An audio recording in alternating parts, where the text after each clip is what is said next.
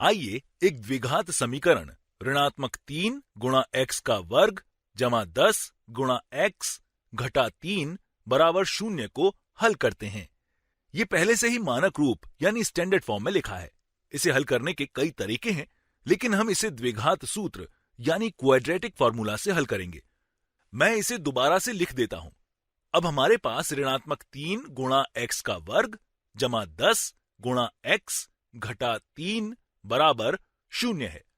हम इसे द्विघात सूत्र से 2 बार हल करेंगे और सिद्ध करने की कोशिश करेंगे कि जब तक हम इसे कुशलतापूर्वक प्रयोग करेंगे तब तक इस समीकरण का हल यानी सॉल्यूशन समान होगा। आइए देखते हैं कि इस समीकरण में a, b, c का मान क्या है। साथ ही स्मरण करते हैं कि द्विघात सूत्र क्या होता है। इसे यहां शुरू करते हैं। अगर कोई द्विघात समीकरण a गुणा x का वर्ग जमा bx जमा c बराबर 0 अपने मानक रूप में है, तो द्विघात सूत्र से हमें यह पता चलता है कि इस समीकरण का मूल यानी रूट्स x बराबर ऋणात्मक b जमा या घटा वर्गमूल b का वर्ग घटा 4ac और पूरे के बटा 2a होगा। यहां यह पूर्ण वर्ग बनाने यानी कंप्लीटिंग स्क्वायर मेथड से व्युत्पन्न यानी डिराइव हुआ है।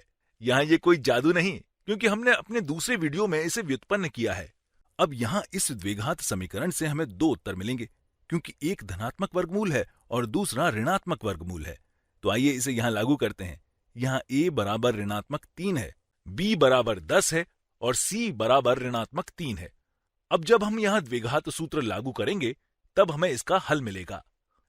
यहां x बराबर ऋणात्मक b यानी ऋणात्मक 10 जमा या घटा वर्गमूल b का वर्ग मतलब 10 का वर्ग मतलब 100 घटा 4ac यानी कि 4 गुणा ऋणात्मक 3 गुणा ऋणात्मक 3 है।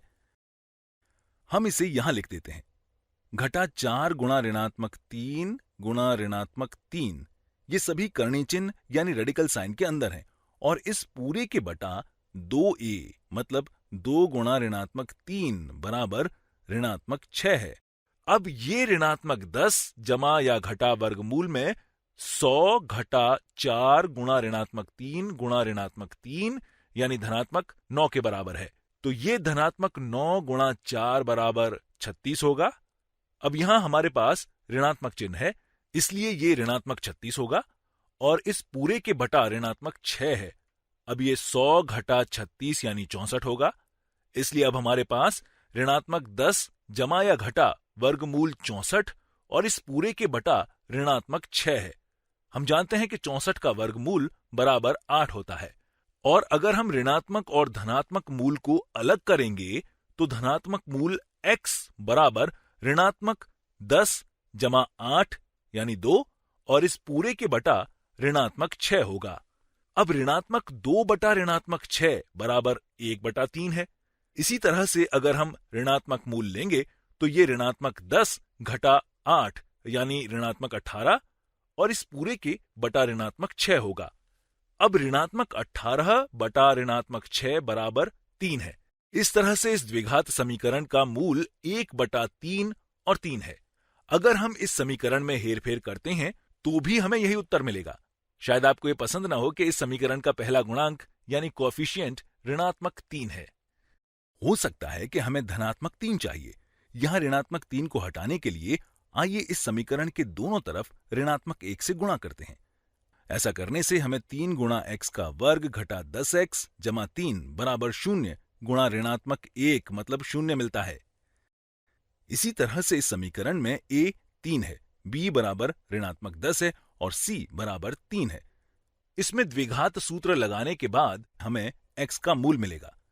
ऋणात्मक b, यहां b बराबर ऋणात्मक 10 है, इसलिए यह धनात्मक 10 जमा या घटा वर्गमूल में b मतलब ऋणात्मक 10 का वर्ग यानी कि 100 घटा 4ac, यहां a गुणा c बराबर 9 गुणा 4 बराबर 36 है और इस पूरे के बटा 2a यानी कि 6 होगा। इसलिए ये 10 जमा या घटा वर्गमूल 64 मतलब वर्गमूल 64 बराबर 8 और इसे पूरे के बटा 6 है। अब अगर यहां 8 जोड़ते हैं तो ये 10 जमा 8 यानी 18 और इस पूरे के बटा 6 होगा।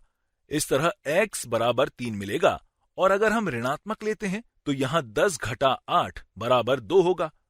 अब ये 2/6 बराबर 1/3 होगा। इस तरह एक बार फिर हमारा उत्तर बिल्कुल समान है।